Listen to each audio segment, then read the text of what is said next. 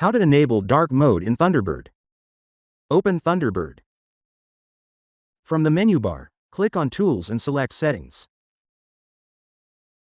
Now, in the left panel, click on Add-ons and Themes. Here, you can manage or change your themes.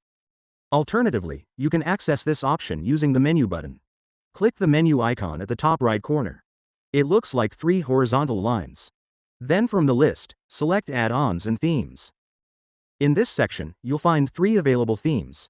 The first is System Theme Auto. It automatically switches between light and dark based on your system settings and is enabled by default. The second is the Dark theme, which activates dark mode in Thunderbird.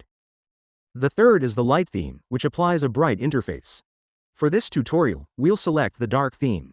On the right side of it, simply click the Enable button to apply. And that's it. That's how you can enable dark mode in Thunderbird.